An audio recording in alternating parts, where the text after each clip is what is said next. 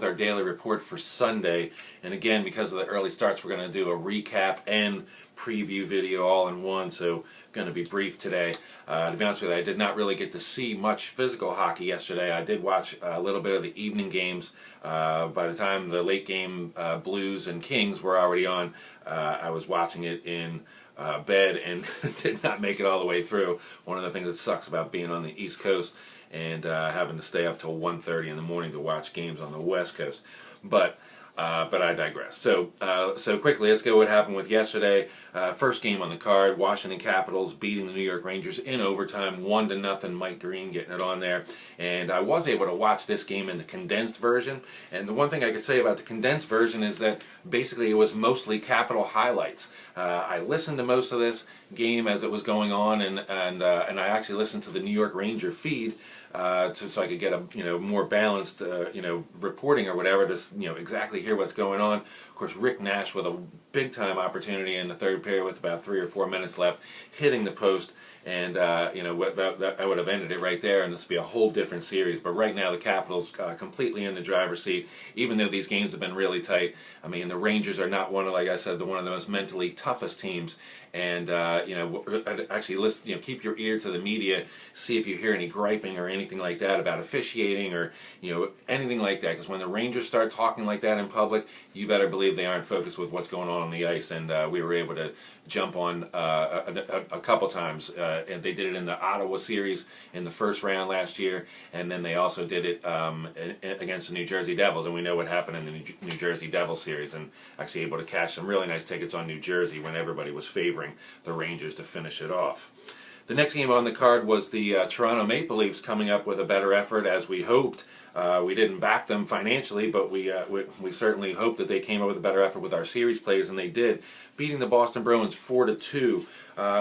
Basically, the Bruins had more offensive chances, 41 shots on goal to 32 for the Leafs. But Tuukka Rask with a 2-goal on 14-shot second period and a 2-goal on 6-shot third period is the difference there.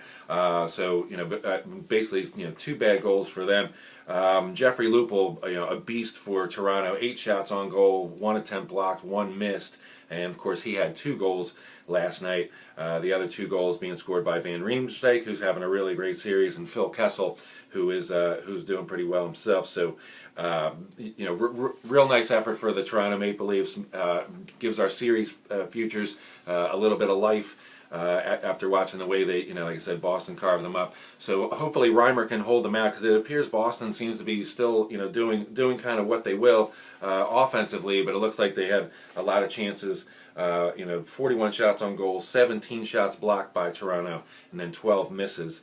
32 shots on goal, 13 attempts blocked by Boston, and then 8 misses for Toronto. So Boston's still gaining a little bit of an offensive edge, but again, as long as Reimer can keep the puck out of the net, then they should be doing okay. Another game that we had that almost everybody was on the opposite way was the Anaheim Ducks, who shut out the Red Wings 4-0 in Detroit yesterday. And like I said, I didn't really see much of this game at all except for the very end. And the thing of note that jumped off the page when I looked at the stats is Jimmy Howard, 3 goals on 7 shots on goal in the third period is the difference there. 1-0 game going into the third, and you need your hometown goaltender to hold you in the game like that, and instead they fell apart and went in there. Nothing really jumps off the page offensively between these two teams. Relatively tight defensive checking game. 48 total offensive chances generated for Detroit versus 14 and 29. What's that? 43 chances for Anaheim, who, like I said, were able to get 4 goals out of the deal. So kind of a tight checking series there. But like I said, Jimmy Howard, the difference there, giving up 3 goals in the third period to give the Ducks what seemed to be an easy victory. On to the last game, like I said, the game that I did not really get to see much of. The Kings won, Blues 0 on an even strength second period goal. And talk about tight checking. I did have this series pegged a little wrong. I thought there'd be some goals scored here and there, but man, this is just about the tightest series as you can get. The Blues generating some chances, 30 shots on goal, but all turned away by Jonathan Quick. 21 shots for the Kings, and like I said, that one lone goal in an 11-shot second period. So basically, the Kings 8 shots on goal in the first period, 11 shots on goal. They get that one goal in the second, and then only 2 shots on goal in the third period. So the Blues, the Blues basically shut them down in the third period, and just still can't generate their own chance to at least get the tie and force overtime. So this series now 2-1 St. Louis Blues.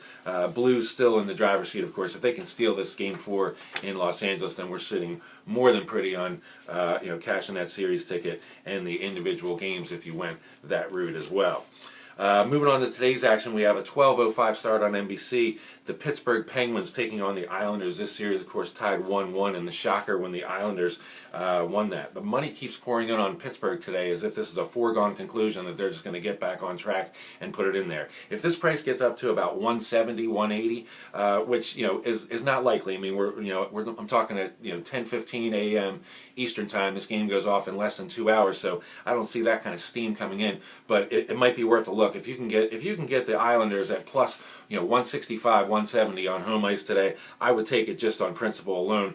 Like I said, the reason the Penguins are shaky here, they have a tremendous offense. Their star players were skating circles around the Islanders, up 3-1 in the first period. The reason why they lost that game was Marc-Andre Fleury, who is just, I don't know what it is. He just, in the playoffs, he flakes out. He plays spastic. I mean, if you watch like a Holtby, who's kind of an up-and-coming star, very conservative, no herky-jerky motions. He stays low. He shifts around. He stays square to the shooter. I mean, Marc-Andre Fleury is constantly up and down, jumping around, like flipping around. I mean, that goal that went in as the game winner, that wasn't even the game winner. That was just, I don't even know what you would call it. It wasn't even a shot on goal. I mean, it just came off the boards, and he flips it into his own net.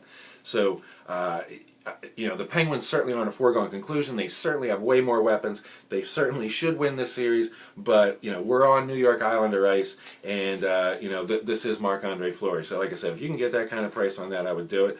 The Islanders team total is again plus money. So, I mean that's kind of open. I think I'm not going to tap that today, but the over 5.5 is minus 115 to the over, and again, with Marc-Andre Fleury and Nabokov for that matter. I mean, Nabokov gives up three first period goals the other night as well. So, I mean, both these goalies can let pucks in the net. So this 5.5, like I said, this series definitely flying in the wind of the, flying in the face of the wind of the rest of the, NHL in the playoffs. Like I said, this looks like another high-scoring affair. So probably the over 5.5 looks more likely than the over 2.5 for the Islanders, but wouldn't fault anybody at plus money taking that.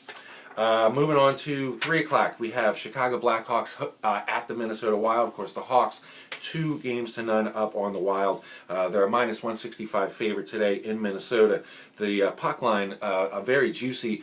This climbed almost all the way up to actually plus 200 on the reduced menu on the puck line. Very generous price for Chicago, who usually when they win by more than 1.5. So I was able to jump on a little bit of that this morning. Still a very respectable plus 190 if you can get on the reduced menu, or plus 180 straight up, and both of those still acceptable prices, I would say, for this.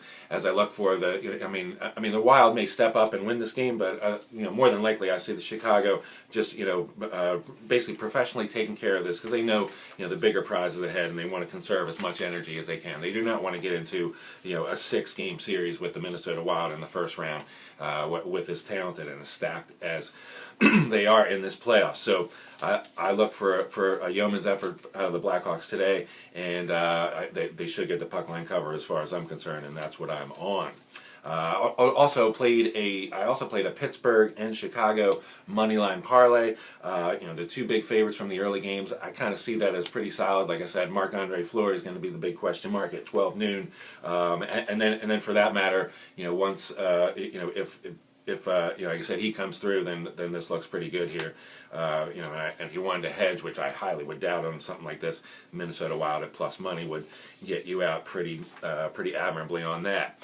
Going to tonight's games, Montreal Canadiens at the Ottawa Senators, 7:05 start. And like I said, this series, we talked about it in the recap from the Friday night's game. I mean, this is just a tight series. I really have no feel either way. I even know people that really follow the Canadiens closely, and they can't even tell me which way it's going to go.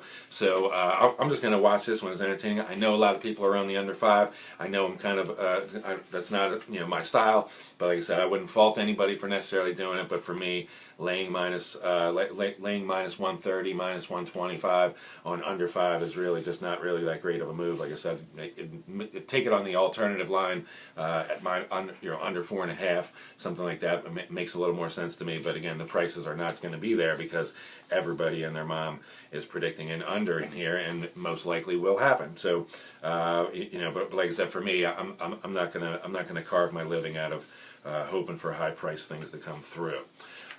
Final game on the card, San Jose Sharks hosting the Canucks, up 2-0, and in the total driver's seat for this, for the series, they are minus 610 for the series.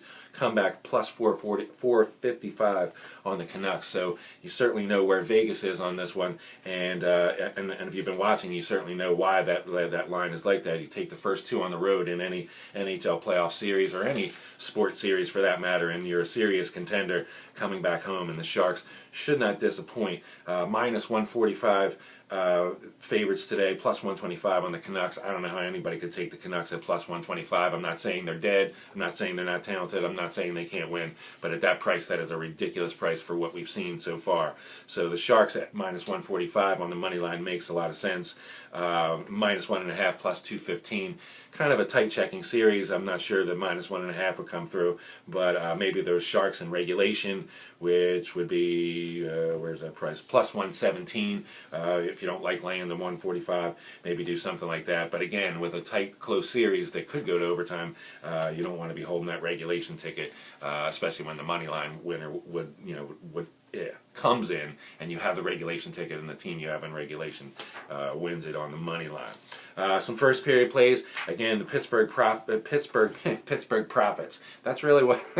There you go, Brax. There's your new expression. The Pittsburgh Penguins have been profitable all season long at minus a half goal in the first period. This was believe it or not, up to 160 last night. Last night, and I jumped on it, and it's now down to plus 145. The over 1.5. I got this at over 1.5 at minus 110, and it's now minus 115. But both of those plays, like I said, have been rock solid. Almost happens, usually the Penguins themselves put it over the first period total, as they did in game 2.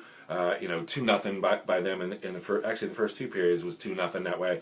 And no, I'm sorry, it was actually 1-0 in game 1, and then they exploded in the second period. So that's a solid first period play there. And I kind of look for the Blackhawks, like I said, to get off to a great start. So minus a half at plus 160 for them makes a lot of sense for me, and I'll probably be on that. All right, so that brings me for the close of the report today. Like I said, we'll resume tomorrow with the recap video in the morning and preview video at 3 o'clock Eastern. But on the weekends, like I said, with these early starts, just makes sense to do this. Like I said, I'm trying to stay up late and watch the late games, and then get up and generate a report in the morning. So, but nobody wants to listen to me whine. They just want to hear. They just want to hear my selections, and hopefully they make money. And so that's what we're gonna do. So let's drop the puck today and keep this going, and let's make some money.